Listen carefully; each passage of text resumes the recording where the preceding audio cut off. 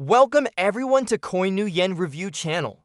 Before we dive into today's episode, don't forget to subscribe, like, and share so more people can discover us. Enjoy the show. I grumbled to my brother about our boss at 3 in the morning. I casually sent our chat. I forwarded the conversation to another friend. I didn't expect. The next second I received a message from my boss. I messed up sending it to my devilish female superior Liu Yan.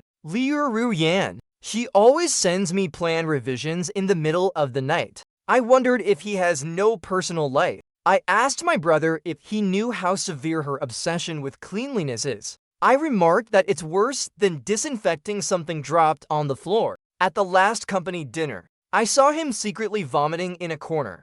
I exclaimed in shock. I told my brother that his vomiting sounds made me want to flee. I forwarded 13 messages. Liu Yan's latest plan revisions popped up immediately. They shot to the top of my chat. My head buzzed with panic. I frantically recalled the messages from top to bottom, just as I recalled the last message. Liu Yan's message came through. She commented on how closely I observed. She teased asking if I number 10 had a crush on her. That damned Liu Yan. She must have witnessed my entire recall process. After cursing Liu Yan 100 times in my mind, I turned off my phone. I lay in bed pondering what my next job would be. I had the most absurd dream. In that dream, I dreamt Liu Yan was chasing me with a saw. I ran desperately. The moment Liu Yan caught me, she paused, saying she needed to disinfect the saw. It was utterly ridiculous. She pulled alcohol from her pocket. At that very moment, I jolted awake. Last night's chaos made me forget to charge my phone. After plugging it in and turning it on, Liu Yan's message popped up addressing me as number 10. She warned that a minute's tardiness costs $50. I glanced at the time at 9:25. Great, I was already set to lose $2,750. Sitting on the subway, I furiously searched on my phone about bosses. I looked up if it's illegal for a boss to deduct wages arbitrarily. I wondered if suing a boss for late-night harassment would succeed. The comments below were all about cursing out bosses. I read them with relish. A laugh suddenly reached my ears. I leaned closer and saw. A young girl was peeking at my phone. She noticed I caught her. She seemed a bit shy. Her ears turned slightly red as she said, "Brother, I study law." I thought, is this how people flirt nowadays? This little sister was quite pretty, fair and delicate. But why did she have a habit of snooping on others' phones? So right in front of her, I ordered a privacy screen protector on Taobao. I number 10 may be a bit of a flirt, but falling for someone at first sight, that's just not my thing. I stayed wary of scams. After getting off the subway, I bought a coffee at some chain. I wasn't sure if it was guilt toward Liu Yan or a sudden burst of kindness, but I brought a coffee for Liu Yan too. At 10:40, I stepped into Liu Yan's office. Her office always carried a faint sandalwood scent. It gave me the illusion she was about to become a nun, or perhaps get married. She wore a white turtleneck under a camel-colored coat. Her shoes with their bumblebee soles were so clean I wondered if she polished them with a magnifying glass. I had to admit, Liu Yan was undeniably attractive. She had both grace and charm, and was remarkably accomplished for her age. If I recalled correctly, she was only 26. If only she weren't so sharp-tinged. I placed the coffee on her desk. I pulled my freshly printed resignation letter from my bag. After last night's blunder, I didn't believe Liu Yan would keep me. To save face, I decided to resign first. Liu Yan raised an eyebrow, as if she had anticipated my resignation. Her pen tapped rhythmically against the files on her desk. She stayed silent for a full 3 minutes. Just as I couldn't hold back from speaking, Liu Yan finally broke her silence, saying it was a pity. She had planned to promote me today. I thought I misheard. She continued, offering a monthly salary of $50,000. For the first time, I found Liu Yan's voice incredibly pleasant. Had I known the promotion meant becoming Liu Yan's personal assistant, I certainly wouldn't have agreed so readily. Sitting at the new desk Liu Yan assigned me, I faced a towering stack of YIDA files. This desk was separated from Liu Ruyan's office by just a glass wall. I could clearly see Liu Ruyan disinfecting a pen she had dropped with an alcohol wipe. I wondered if Liu Ruyan had muscle weakness, dropping her pen 800 times a day. Though I knew the files before me held nothing good. Opening the first page still shocked me. The title read Liu Ruyan's likes and dislikes. I wasn't allowed to mock her with green bubbles. I couldn't secretly watch her through the glass. Anything dropped on the floor had to be disinfected before being handed to her. Her iced Americano could only have 3 ice cubes. If snapping a photo wouldn't be too obvious and risk her catching me, I'd have sent it to Liu Yizi to rant. Liu Yizi, my brother, also Liu Ruyan's younger sibling. I wondered if I got this job through connections. The 50 pages of Liu Ruyan's likes and dislikes left me with one thought. She must have stayed up all night writing this. I glanced at Liu Ruyan. Her dark circles were noticeable. Another sleepless night, I guessed. Perhaps because she was attractive, or maybe the 50,000 salary tempted me. I felt a twinge of guilt toward Liu Ruyan. I got up and brewed her a cup of rose mint tea to refresh and clear her mind. Liu Ruyan looked surprised when I brought the tea. I cleared my throat, wanting to say something to keep her from being touched, but she cut in with her sharp tongue, remarking how quickly I adapted to the assistant role, and teasing if I wasn't secretly in love with her. I rolled my eyes inwardly. As I turned to leave, she called me back. She invited me to lunch. Sitting in the French restaurant, I was utterly confused. Had Liu Ruyan lost her mind staying up all night? Who eats French cuisine at noon? The restaurant had no other customers, except Liu Ruyan, the big spender. I stared at the caviar, foie gras, Wellington steak, and black truffle before me. A sudden thought struck me. I asked if Liu Ruyan was dating someone. She paused mid-bite of her steak, giving me a look like I was an idiot. I gritted my teeth, annoyed, asking what she was thinking all day. I teased if she was bringing a man here for dinner and using me to test the food. Liu Ruyan didn't respond. She just placed a cut piece of steak in front of me. After a pause, she drawled that she'd assume I was jealous. I wondered how to deal with an unprofessional boss. Liu Ruyan mentioned an interviewee from Dongda was coming that afternoon. She asked me to be the interviewer and give my input. I recognized the candidate as the girl from this morning. She'd swapped her casual sportswear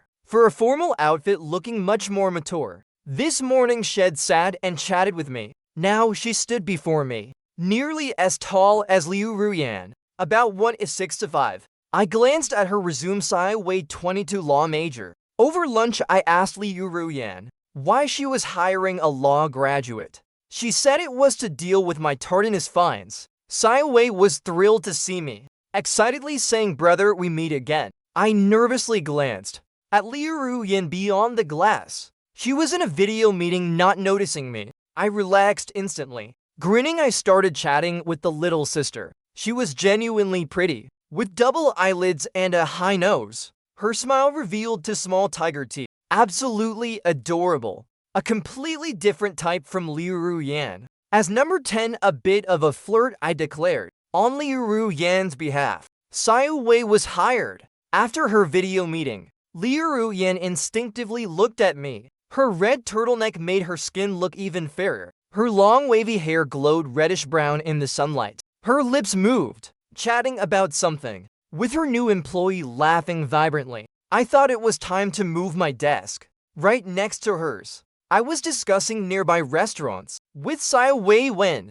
Liu Ruyan stepped out. Her lips pursed slightly. I knew this meant she was a bit upset. She was so moody. I silently grumbled about my boss. Sai Wei flashed her tiger teeth again. Far more likable than Liu Ruyan. I decided to focus on the little sister at work, ignoring Liu Ruyan's icy demeanor. Liu Ruyan instructed Sai Wei to report to manager Li on the 4th floor. I was disappointed she wouldn't be on the 5th floor. How was I supposed to enjoy work without her beauty? That infuriating Liu Ruyan. The little sister reluctantly said goodbye, adding, "Brother, let's keep in touch." I noticed Liu Ruyan's face darken further. She was inexplicably moody. That afternoon at my desk, I chatted with Liu Yizi about last night's embarrassing incident. He laughed hysterically. His messages nearly filled our chat. He invited me to dinner, saying his father was making sweet and sour dishes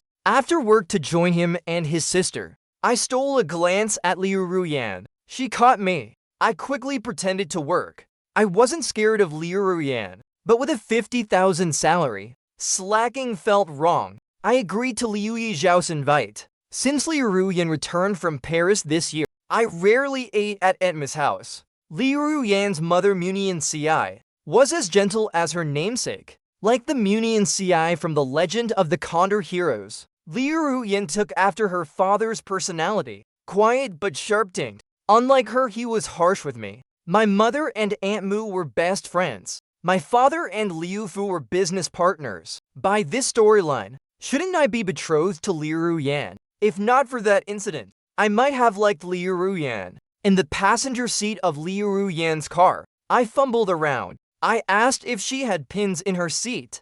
Were she hidden the seatbelt? She froze, then glanced at me, pointing out it was under my rear. In half a minute, I went from bold to mortified. I pulled out the seatbelt. Liu Ruyan leaned over. It was a false alarm. She just fastened my seatbelt. It was the closest she'd ever been. I noticed a teardrop mole by her eye. I caught her ever-present sandalwood scent. I ignored my suddenly racing heartbeat and forgot to breathe. Liu Ruyan returned to her seat, teasing if I thought she was going to kiss me. I glared at her exasperated, using exaggerated acting to show she was far too vain. Liu Ruyan would never hear praise from me. Her family lived in a small villa estate. Aunt Mu loved the tranquility. Liu Fu moved there after retiring. Liu Ruyan had moved out since returning from Paris. As I got out, Liu Yizi rushed over, giving me a bear hug, followed by his dog Boo Boo as Aunt Mu greeted me.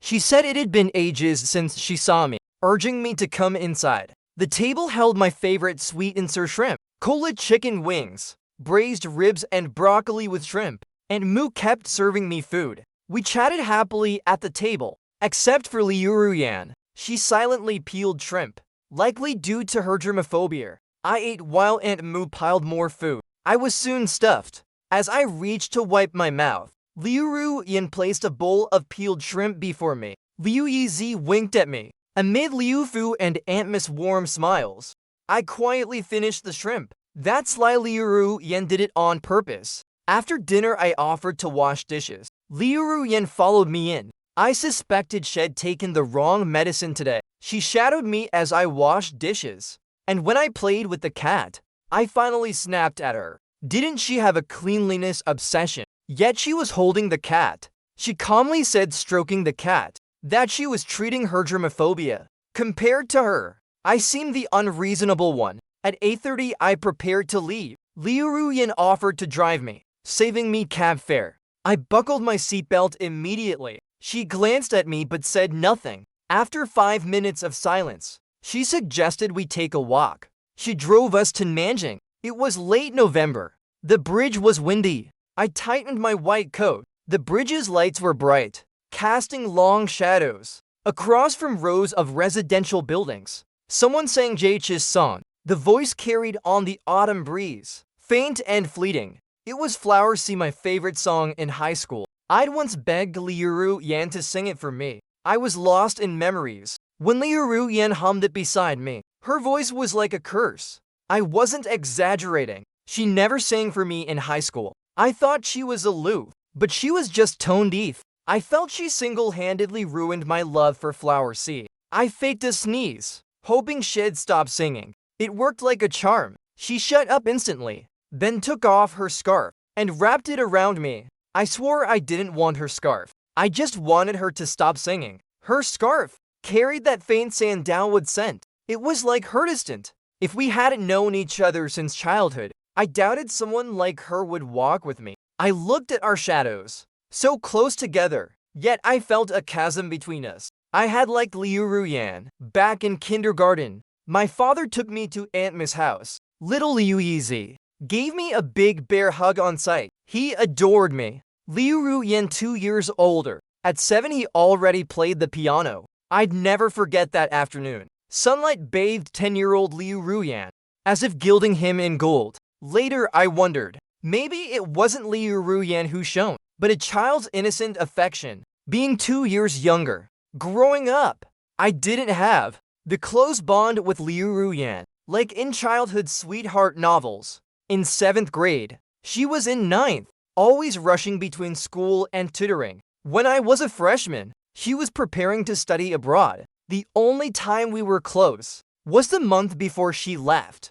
I was a dreamy 17, the year I started crushing on Liu Ruyan. Like any lovesick boy, I listened to her favorite songs on repeat, read the books she loved, and secretly wore the same shoes as her. I stayed up until 1 in the morning studying just to get a little closer to her. I pushed myself to bridge the gap between us. I told my father I wanted to study abroad after high school. I dreamed of going to Paris to find Liu Ruyan. Back then, touchscreen phones didn't exist. I carried my Bubagao music phone all day. I listened to songs while texting Liu Ruyan. My monthly phone bill skyrocketed. Before Liu Ruyan tutored me on problems, I made sure to master them myself. I pretended to grasp her lessons instantly like a genius. A grown man, even learned to knit a scarf. I gave it to Liu Yizi as a gift, and slipped one to Liu Ruyan in the process. Unlike other boys my age, I never revealed my true feelings to Liu Ruyan. At 17, I understood. I lacked the confidence to stand shoulder to shoulder with her. When my second year of high school began, Liu Ruyan left for abroad. Every Friday I called her, a long-distance call across half the globe, just to ask her about a math problem. Of course, those math problems were copied from college textbooks. This routine lasted 3 months. During the winter break of my second year, I secured a chance to be an exchange student in Paris. For half a month, I told Liu Yizi to ask about Liu Ruyan's schedule for me. I wanted to surprise her in secret. I clutched chestnuts I bought at the airport and embarked on my journey to Paris. I figured Paris probably didn't have chestnuts. The time difference between China and Paris was 6 hours. I arrived in Paris at 4 in the afternoon. I searched for my luggage at the airport, then headed to the hotel.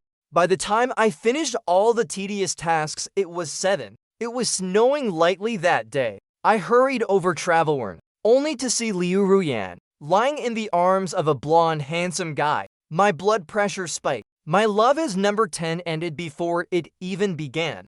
When I couldn't find my luggage at the airport, I didn't cry. When I was starving for 3 hours before settling down, I still didn't cry. But at that moment, seeing the blonde guy holding Liu Ruyan, I thought I should cry. Yet not a single tear fell. Paris winter wasn't much warmer than China's. I never met Liu Ruyan. The chestnuts in my arms were eating clean on my way back to the hotel. I kept pondering one question. Did my Friday calls about problems interrupt her dates? After returning from Paris, I focused on preparing for the college entrance exam. Liu Ruyan occasionally texted to ask if I had any math problems I couldn't solve. I told her I'd hired a tutor, so I wouldn't need to bother her anymore. International calls were too expensive. On my 18th birthday, Liu Ruyan mailed me an Eiffel Tower model as a keepsake, along with a few Polaroid photos of the Seine. They were beautiful in the sunlight, but I wouldn't tell Liu Ruyan. I'd seen all this a year ago. After high school, I chose to stay in Nanjing for university. With good exam scores, I got into Nanjing University. I refused to go back to Paris. Though it wasn't a big deal, I could never forget that cold night, dragging my exhausted body, full of hope to find Liu Ruyan, only to be crushed by reality. I knew Liu Ruyan was in a normal relationship. I also knew at 17, I had no right to be jealous. So I chose to leave my feelings in Paris forever. After a combined bachelor's and master's, I graduated at 24. That same year, Liu Ruyan returned. She'd earned a doctorate abroad and came back to take over Liu Fu's company. She ran it even better than her father. Liu Ruyan offered me a 30,000 monthly salary. I agreed to work at her company. Maybe because of Liu Yizi, or some other reason I didn't want to dwell on. A sudden rain interrupted my memories. I leaned closer, noticing Liu Yan's nose was slightly red. I teased if she thought she was the heroine of a melodrama. In this year of working closely with Liu Yan, I hadn't learned much else, but I'd mastered her sharp-tongued ways. As she prepared to retort, I grabbed her sleeve and raced her back to the car. The cold rain mixed with late autumn's chill stung my face. My breath turned to white mist. Fate's unfairness showed itself as I sat panting in the car, while Liu Yan remained unfazed. She even mocked me for not exercising. When she dropped me off at home, she casually said we'd go jogging at 6 tomorrow. I silently cursed her suggestion. I dreamed she gave me a 500 housed in yuan bonus. Then I took that money to a bar to meet girls, only for Liu Yan to crash in with her car. It was utterly toxic. A car horn blared downstairs. Who was crazy enough to make a racket so early? I rubbed my eyes. My vision was blurry from just waking up. The moment I opened the curtains, sunlight poured in. I squinted. Adjusting, I looked downstairs. Liu Yan had driven into my courtyard. I'd locked the gate last night. Where did she get the key? I rushed downstairs, checking my camellia flowers to see if she'd damaged them. I'd planted them by hand 2 days ago. If Liu Yan ruined them, I'd tear her apart. She got out of the car, glancing at her watch, saying it was past 6. Last night I mentioned something, and she went silent. A suspicious blush spread across her face. I demanded she finish her sentences. In my dream, she'd ruined my plans, and now I saw her upon waking. My morning temper flared. I forgot she'd mentioned jogging last night. She coughed awkwardly. Her eyes signaled something. I followed her gaze and realized I'd rushed out without clothes. I bolted back to my room, slamming the door. Her green bubble popped up. She texted she'd wait for me to jog. I refused, tossing my phone aside, and flopped back onto bed. 10 minutes later, she honked again. My small villa had few neighbors, or I'd have been reported. The neighbor nearby was a lively aunt named Joe, who went grocery shopping every morning. As I lay in bed, I heard her talking to Liu Yan. She asked what a girl was doing at my house so early. Liu Yan greeted her saying she was here to jog with me. She called me number 10, following Aunt Joe. It gave me goosebumps. And Joe exclaimed that she must be my girlfriend.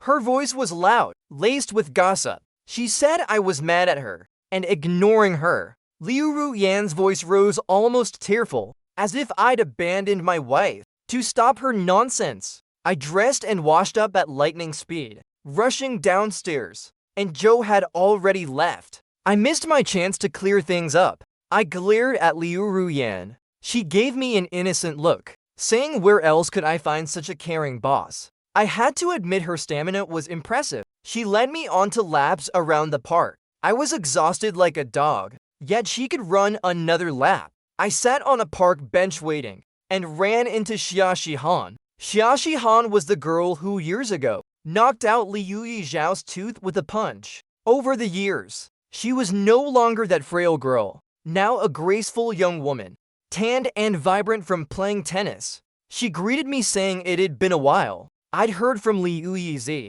that she'd gotten a gold tooth. Sitting on the bench, I tried to peek at her mouth, confirming Liu Yizi was lying again. Xia Han guessed what I was looking at. Her face turned red. She asked if Liu Yizi was spreading rumors, demanding to know where he was. She said he'd been avoiding her for half a month. I laughed at the scene. All these years, Liu Yizi and Xia Han were a bickering pair. As I smiled, about to say something, I glimpsed Liu Yan, approaching with a stormy expression, getting mad over a jog. She was something else. She walked straight to Xia Han, flashing the smile she used in business negotiations. She extended her hand, introducing herself as my boss. I saw Xiaoxian's hand turn red from her grip. She was acting crazy so early, but Xia Han shocked me more. She called her sister. If I'd brought my phone jogging, I'd have captured Liu Yan's priceless reaction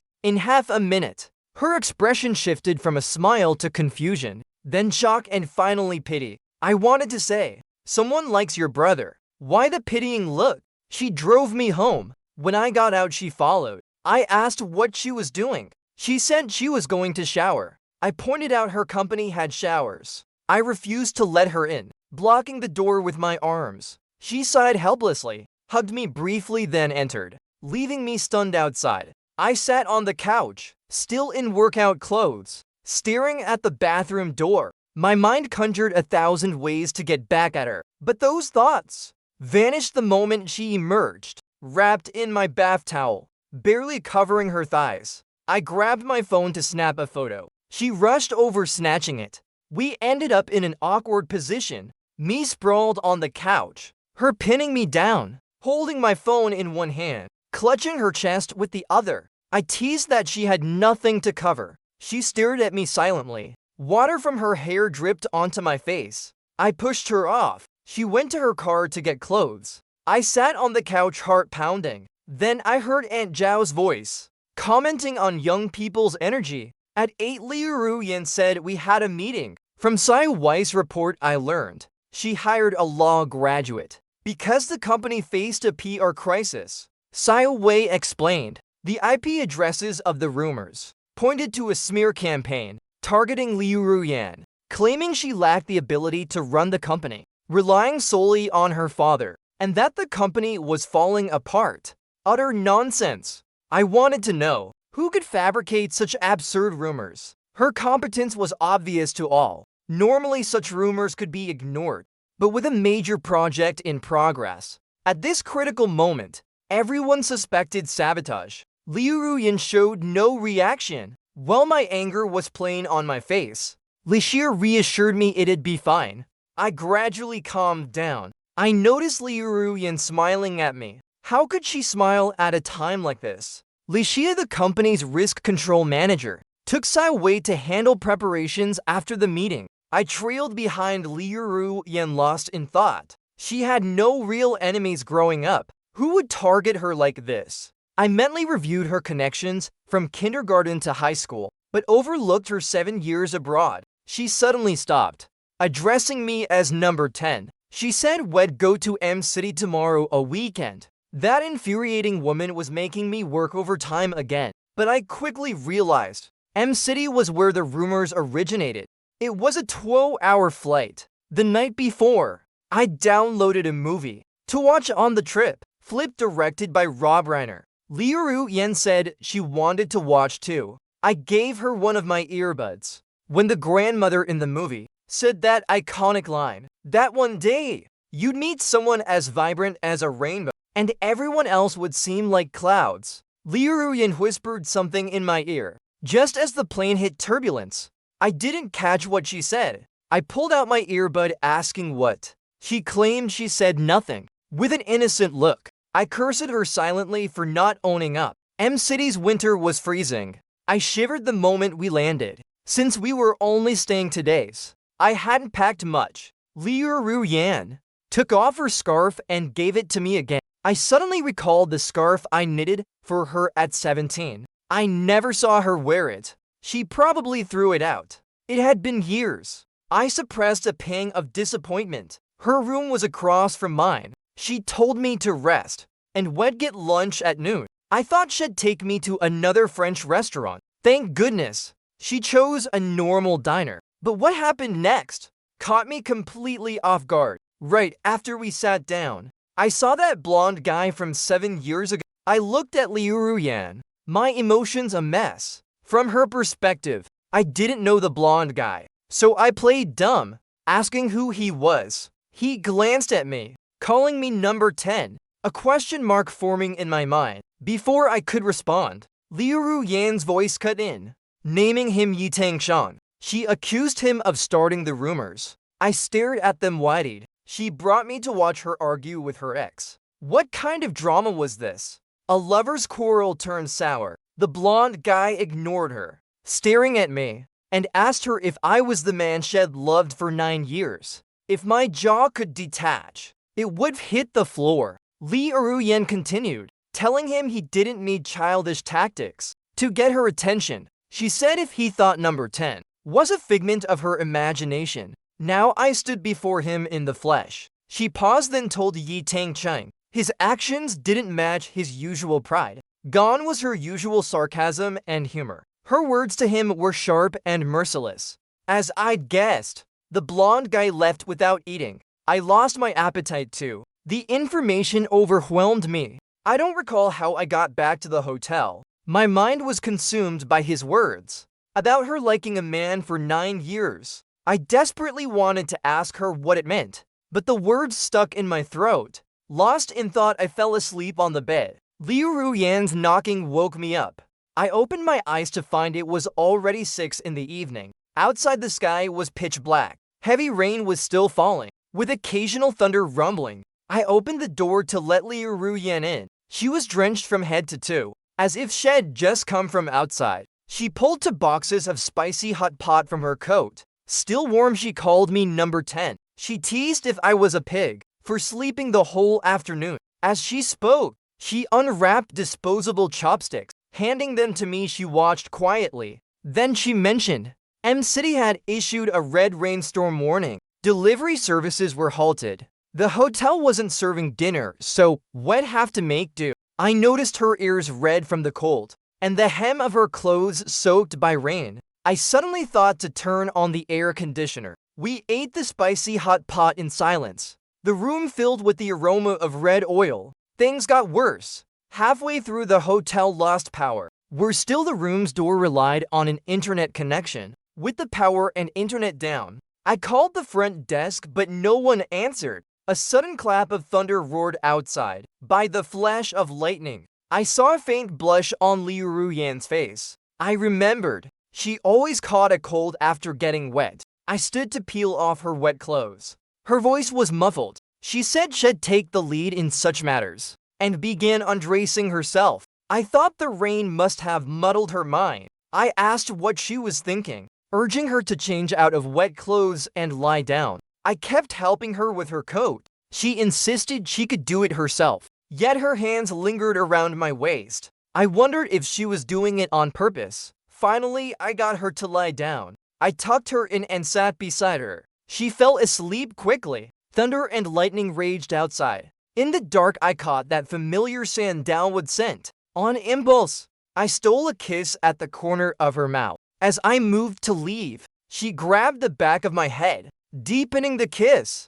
My eyes widened. Another flash of lightning lit the room. I saw a smile in her eyes. Her voice, nasal and soft, whispered in my ear. She confessed that she liked me. At that moment, the hotel's power came back on. I sat up looking at her. I knew in my heart the scene in Paris 7 years ago was a misunderstanding. Now that it was cleared, I had no reason to hold back. But for some reason, in that moment, I couldn't face her affection. I offered to get cold medicine from the front desk. She agreed. I had to admit I chickened out in front. When I returned, she was sitting up, leaning against the headboard, eyes closed. She opened them when she heard me. Her gaze followed my movements. I opened a bottle of water for her, handing her the medicine. I avoided mentioning her confession, but she wouldn't let it go. After taking the medicine, I stood to leave. She grabbed my wrist. I ended up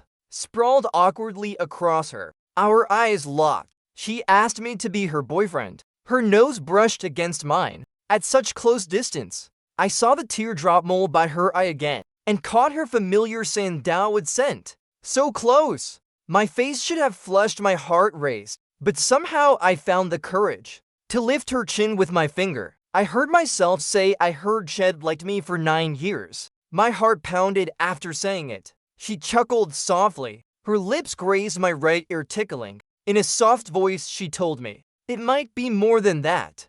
I leaned in to kiss her. She responded with even more passion. Soon she took the lead. We slept soundly that night. When I woke, her hand was still on my waist. I stirred and she woke too. I teased if she felt sandwiched boss. I touched her smooth skin. It felt perfect. She grabbed my hand and kissed me again. She said the whole company was mine. And Joe was right. Young people have so much energy. We didn't get up until noon, starving. After getting ready, we held hands and went to eat. The rain in M-City had stopped. The streets were washed clean. The air was fresh and crisp. The rumors about her and the company had vanished from my phone. The misunderstanding from 7 years ago was resolved on this trip. Everything seemed to be heading in a good direction. I helped her put on her scarf. She leaned in, kissing my forehead lightly. After we became official, she kissed me 800 times a day. At dinner, she sat across from me, staring at me intently. I put some grilled meat in her bowl, telling her to stop staring and eat. She said something that nearly made me choke. She called me a feast for the eyes. I begged her to stick to her sharp tongue. Her mushiness was too much.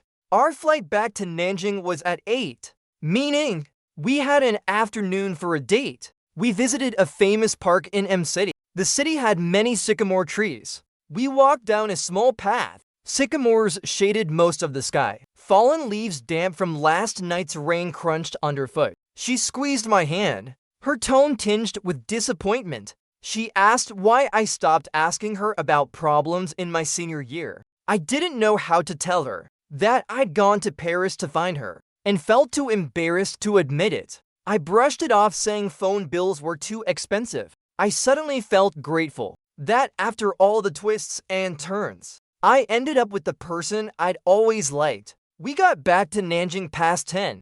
She insisted on taking me home. Since we'd become official, she seemed unable to spend a second without me. She said it was because she missed 7 years of my youth. I felt the same. After returning in January, she'd moved out to live alone. Her place was minimalist, decorated in shades of gray and blue. I toured every room. My gaze landed on the scarf on her bed. It was the one I gave her 7 years ago. I turned to ask her about it, but she hugged me tightly. She said she couldn't bear to wear it. In love, she was even more adorable. I noticed a photo album by the bed. I reached for it. She tried to stop me, but it was too late. A whole album of my photos from high school to college. Me raising the flag on the school field. Me crying secretly after a bad exam. Even me eating. I was too shocked to speak. I looked closely at her. She seemed flustered, her secret exposed. But I was mostly moved. I'd never imagined. During my long silent crush, I wasn't alone in my feelings. My eyes grew misty. I heard her muffled voice, asking why I didn't find her in Paris. Her tone carried a hint of grievance. I didn't know how to respond. Then I heard her console herself, saying it was fine, because I was hers now. Heaven help me. A girlfriend who could win her own heart was too cute. Back at the company on Monday, I chatted and slacked off with Zhao Li and Liu Yizi. I told Liu Yizi to call me brother-in-law. I smugly announced to him. He sent a yawning emoji, then said his sister had already told the whole family last night. That was fast. He sent another message, saying he was with Xia Shihan now. I'd have to grill him for details later. At lunch, Sai Wei came up calling me brother, asking if we could eat together tonight. The moment she spoke, the air around me froze. Then I saw Liu Ruyan announce in the company group chat, a company dinner tonight. A jealous boss was so dramatic. She was nowhere to be seen all afternoon. She didn't reply to my messages. Her sulking was over the top. The dinner was set by the river. When we arrived, she was already there. The sunset's glow bathed her. I wanted to hug her. Licia suggested we play truth or dare. I nudged her, whispering how cheesy it was. She gave me a knowing smile, as if everyone was in on it. I didn't draw any truth or dare tasks, like I was outside the game. I quietly ate barbecue, watching colleagues ask strangers for green bubbles, listening to them spill drunken life stories. Everyone was having fun. Finally, Liu Ruyan drew a truth. Licia asked if she liked someone here. What a cliché question, but she said everyone already knew. I was full of question marks. At that moment, fireworks burst in the sky. I watched her walk toward me. She pulled a small box from her pocket.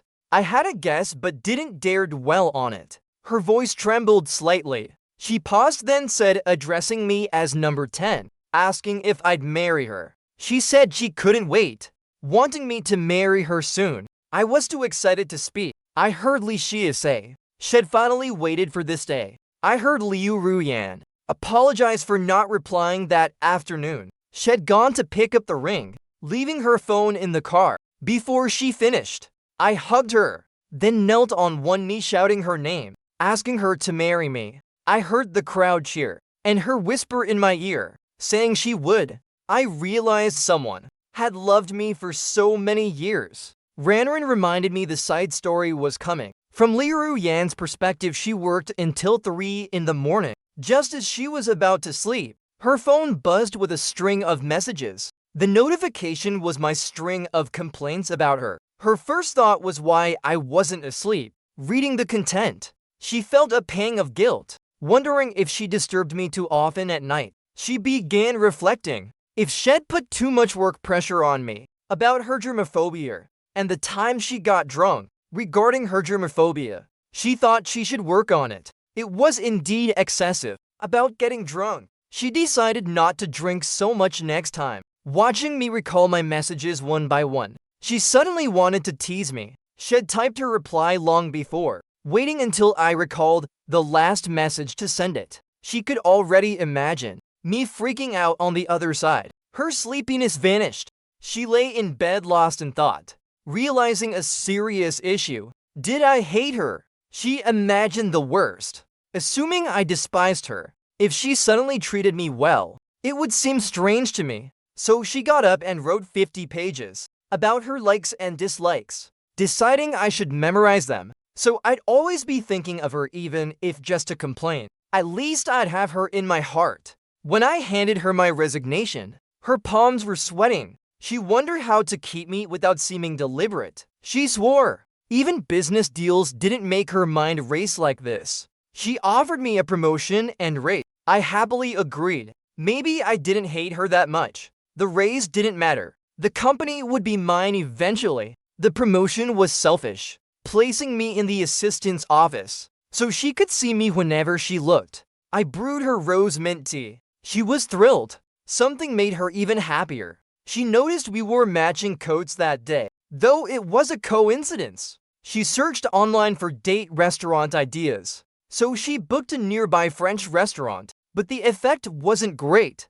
Online advice wasn't reliable. She always thought being by my side was enough. With time, we'd end up together, but Sayawai's appearance made her anxious. I was so handsome she had a rival. Having missed 7 years of my youth, she needed to act faster.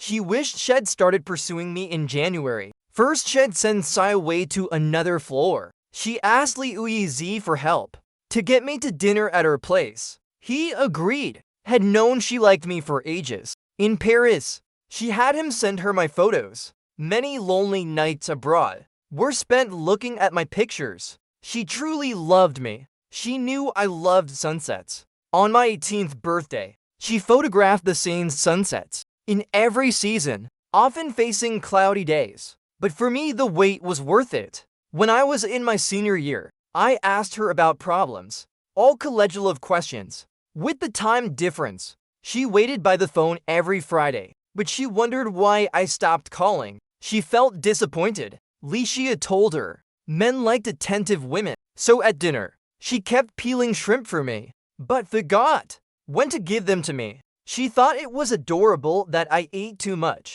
Why was I so cute when stuffed? If I was full, I shouldn't eat more. So she took me for a walk. She was nervous giving me her scarf, afraid I'd ask what happened to the scarf I gave her. She didn't know how to answer. Luckily, I didn't ask. One day after we married, she found my diary by chance. Learning I'd knitted that scarf myself, she was deeply moved. She realized I'd gone to Paris to find her and saw that scene. It was truly a misunderstanding. She vowed to explain it clearly when I returned. That damned Yitang Cheng. She should have sued him for the company rumors back then. I'd been hurt for so many years. She felt immense guilt. She'd treat me doubly well from now on. She was grateful for M-City's storm. She hadn't known how to confess. Her cold came at the right time, though not severe enough to sleep instantly. She pretended to sleep. When I kissed her, it took all her self-control not to laugh, but she didn't plan to let me off. What followed made her decide marriage was urgent. She had a designer make our wedding rings. She asked Li Xier how to get me to propose. In the end, she took the initiative. The moment she pulled out the ring, she was nervous. But she finally heard. The words she'd waited for. The fruit of our youth had finally blossomed.